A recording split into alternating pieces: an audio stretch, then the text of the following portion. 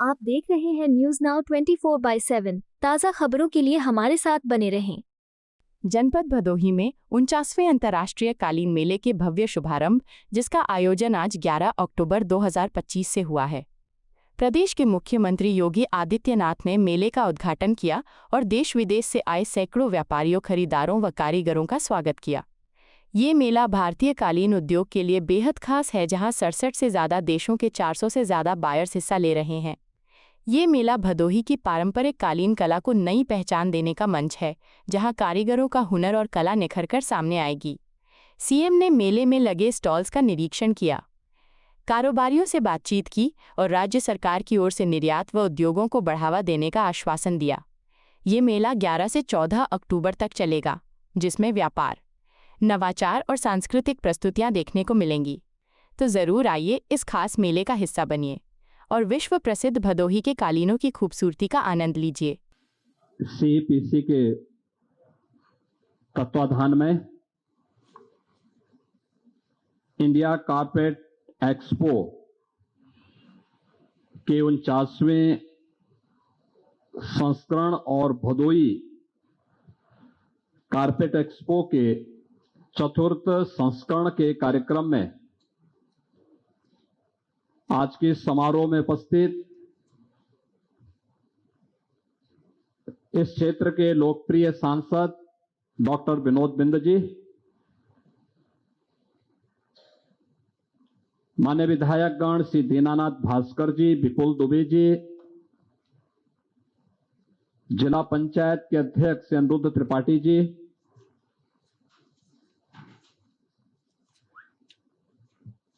विकास आयुक्त हस्तशिल्प भारत सरकार श्रीमती अमृत राज जी, सीपीसी के चेयरमैन श्री कुलदीप जी, आज के इस कार्यक्रम में उपस्थित भदोही कारपेट उद्योग से जुड़े हुए सभी पदाधिकारीगण, अन्य सभी स्टेक होल्डर्स और उपस्थित बहनों और भाइयों,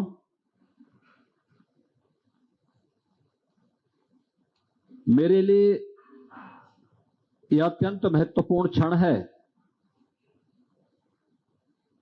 जब भदोही जनपद में इंडिया कारपेट एक्सपो के इस 49वें संस्करण में मुझे भागीदार होने का अवसर प्राप्त हो रहा है। जब पहला संस्करण भदोही के कारपेट एक्सपो का प्रारंभ हुआ था, उस समय मुझे इस कार्यक्रम में भागीदार बनने का अवसर प्राप्त हुआ था। प्रारंभ से ही मेरा यह मानना रहा है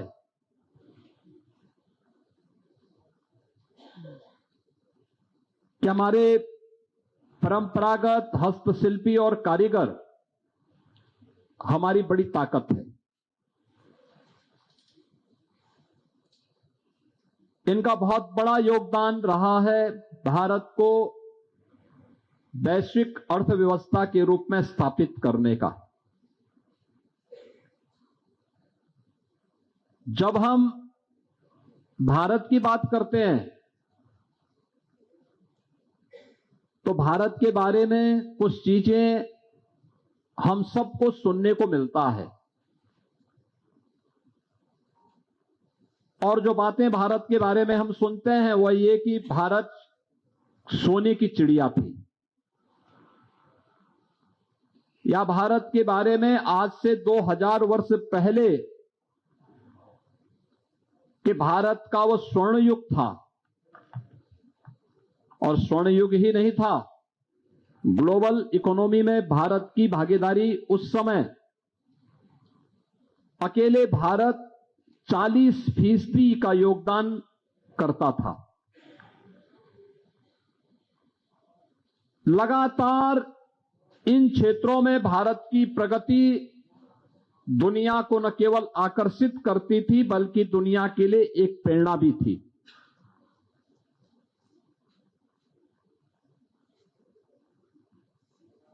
सन 1100 में अगर भारत की इस व्यवस्था को देखेंगे तो दुनिया की अर्थव्यवस्था में भारत का जो योगदान था, तब भी यह वह समय था जब भारत पर विदेशी हमले प्रारंभ होने शुरू हो गए थे। तब भी भारत की भागीदारी 25 से 26% दुनिया की अर्थव्यवस्था में भारत की भागीदारी थी। और 18वीं सदी आते आते भारत की भागीदारी 23% तक थी।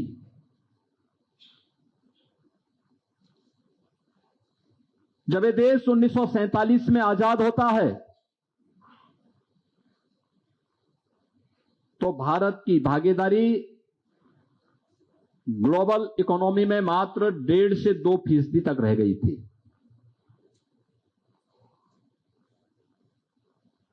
सोने की चिड़िया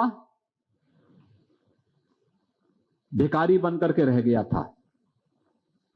ये स्थितियां क्यों हुई? अगर आप इसकी तह में जाएंगे तो बहुत कुछ जानने और समझने का अवसर आप सबको प्राप्त होगा। सबसे पहले भारत प्रकृति और परमात्मा के असीम कृपा का देश है।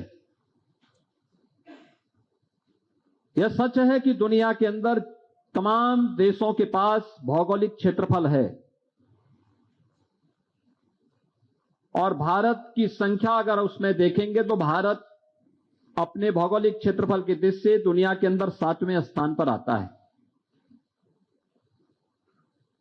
लेकिन कुल भौगोलिक क्षेत्रफल का कृषि योग्य भूमि में अगर आप देखेंगे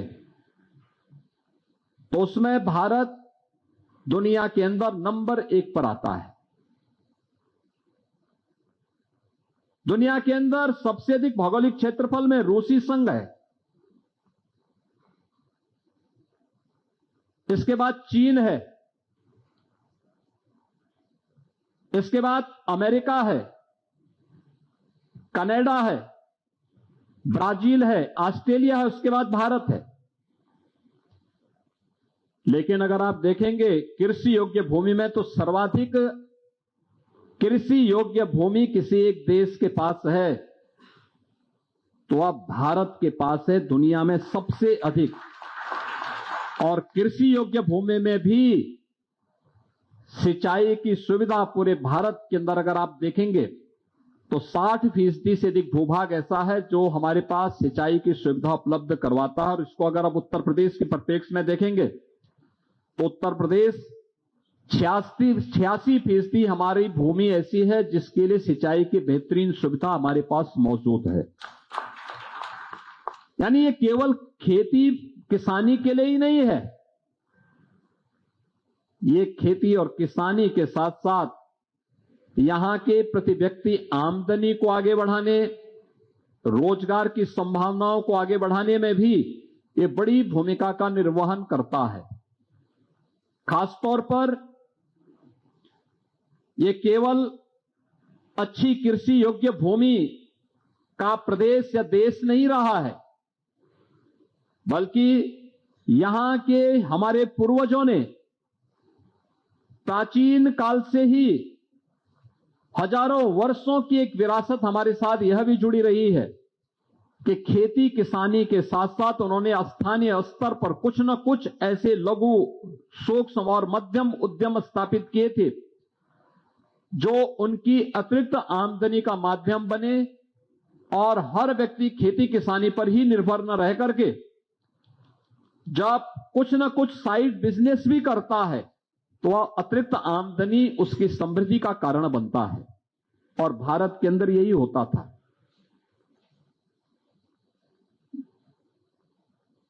यानी ब्रिटिशर के आने के पहले कौन नहीं जानता है कि भारत का जो सिल्क था ये दुनिया के अंदर अपनी धूम मचाता था। और हम लोगों ने जो सुना कि ऐसा महीन सिल्क भारत के बुनकर बनाते थे कि अगर वह अंगूठी के अंदर से भी गुजारे उसको तो वह पता ही नहीं लगता था। ये महीन कारीगरी किसी के पास थी तो भारत के बुनकरों के पास थी, हस्तशिल्पियों के पास थी।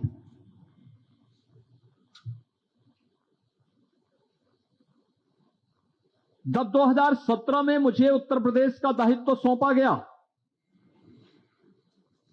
तो मैं भौचक था इस बात को लेके कि उत्तर प्रदेश जैसे राज्य को संभालना, जहां पर हर तीसरे दिन एक दंगा होता है, जहां पर न बेटी सुरक्षित है न व्यापारी सुरक्षित है,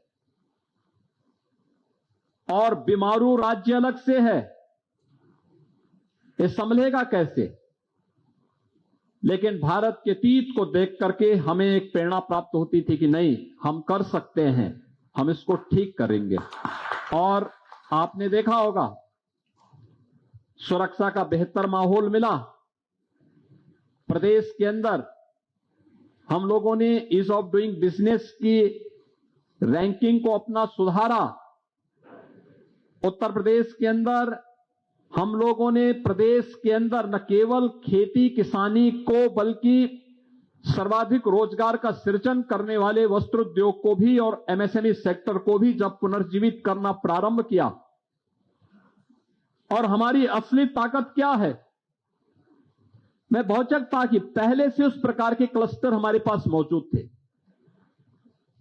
दुनिया उसमें विकसित काफी आगे बढ़ी, हम आगे नहीं बढ़ पा रहे थे। और उन्हीं बातों को लेकर के हम लोगों ने उस समय मैंने एक कमेटी गठित की थी। उस कमेटी ने मुझे रिपोर्ट दिया था। मैंने पूछा कि भाई देखो अलग अलग जनपद में हमारे पास अन्य क्या संभावनाएं हैं, तो लोगों ने मुझे फिर इस रिपोर्ट दी थी। उस समय एक इंडिपेंडेंट कमेटी मैंने बनाई थी जिन्होंने मुझे रिपोर्ट दी थी कि हाँ, भदोई में कालीन का क्लस्टर है, उसको हम आगे बढ़ा सकते हैं। ऐसे ही हम मुरादाबाद में ब्रॉस का है,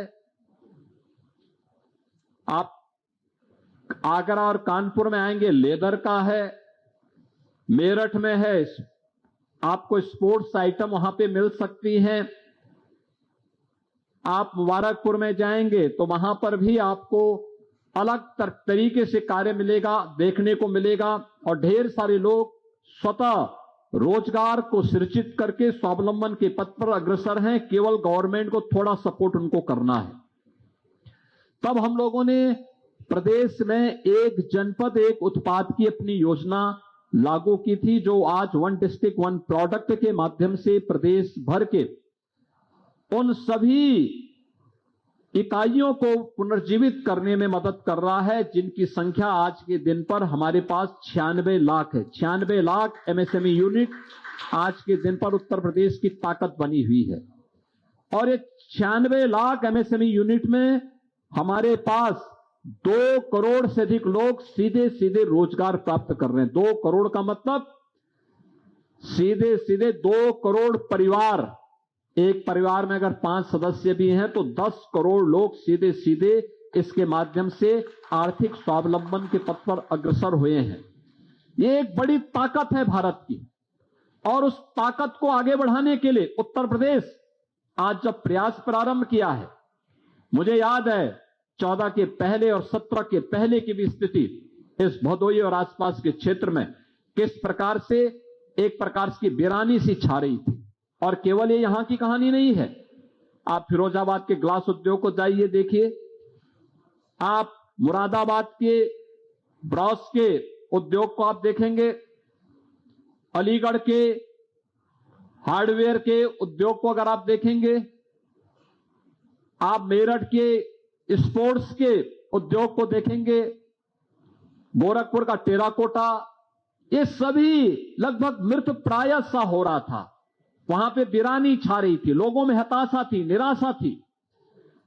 लेकिन सरकार ने उन्हें प्रोत्साहन देना प्रारंभ किया, आगे बढ़ाना प्रारंभ किया, सपोर्ट देना प्रारंभ किया। आज परिणाम क्या है कि अकेले उत्तर प्रदेश से हम 2 लाख करोड़ रुपए का एक्सपोर्ट कर रहे हैं, जो उत्तर प्रदेश के अंदर बने हुए प्रोडक्ट हैं। और उसके लिए प्लेटफॉर्म हमने उपलब्ध करना प्रारंभ किया। अभी आपने देखा होगा 25 से 29 सितंबर के बीच ग्रेटर नोएडा में यूपी इंटरनेशनल ट्रेड शो के माध्यम से हम लोगों ने उत्तर प्रदेश में बने हुए प्रोडक्ट को आगे बढ़ाना प्रारंभ किया। शोकेसिंग का एक प्लेटफॉर्म उन्हें उपलब्ध करवाया। अकेले यूपी इंटरनेशनल ट्रेड शो में उत्तर प्रदेश के उद्यमियों को, व्यापारियों को 11,200 करोड़ रुपए का वहां पर उनको वहां पे ऑर्डर प्राप्त हुआ है, जो अपना प्रोडक्ट, अपना माल दुनिया के मार्केट में पहुंचा सकते हैं। हमें अपने आप को अपडेट करना होगा। सरकार की नीयत बहुत साफ है, वह हमेशा अपने व्यापारियों और उद्यमियों के साथ खड़ी है।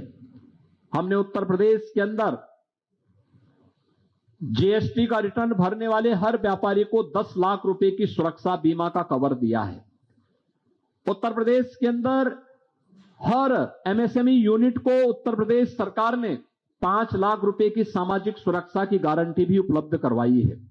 और उत्तर प्रदेश और भारत सरकार दोनों मिलकर के इस अभियान को आगे बढ़ाने के लिए पूरी प्रतिबद्धता के साथ कार्य कर रही है। आज मैं स्वयं भी आपके पास इसलिए भी आया हूं क्योंकि आप में से बहुत सारे लोग इस बात को लेकर चिंतित हैं कि यूएस के टैरिफ के कारण क्या स्थिति पैदा होगी। मेरा यह मानना है कि जब चुनौती होती है तो वो आपके लिए नए अवसर प्रदान करती है, और उस नए अवसर के लिए आपको अपने आप को तैयार रखना होगा। वो नया अवसर आपके लिए है जो आप भारत सरकार ने तेजी के साथ रिफॉर्म करने प्रारंभ किए हैं। आदरणीय प्रधानमंत्री जी के नेतृत्व में अभी शारदीय नवरात्रि के पहले दिन टैरिफ रिफॉर्म की घोषणा न केवल करके बल्कि उसे इंप्लीमेंट भी किया गया। आज आपने देखा होगा जो रॉ मटेरियल में पहले आपको जीएसटी 12 से 18% देना होता था, आज उसको भी 5% तक लाने के लिए सरकार ने कार्रवाई को आगे बढ़ाया। कारपेट पे कोई भी नया जीएसटी, कोई भी नया टैक्स नहीं लगाया गया, बल्कि आप नए रास्ते आपके लिए खोलने की तैयारी है।